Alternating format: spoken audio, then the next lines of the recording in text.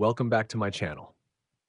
In today's video, I'm going to show you a simple trick to skip those annoying unskippable ads on YouTube.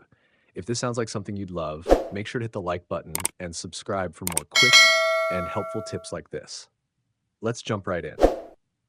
We've all been there. You open YouTube in Chrome, excited to watch your favorite video, and then, bam, you're stuck with an unskippable ad. It's frustrating, especially when you just want to enjoy your content without interruptions. But don't worry, I've got you covered with an easy fix. Step 1, while watching a video on YouTube in Chrome, simply pause it and copy the video URL from the address bar. To do this, right-click on the URL and select Copy. It's that easy. Step 2, now open Brave browser. Don't have it yet? No problem. Just head to brave.com, type brave.com, download it for free, and set it up. It only takes a couple of minutes.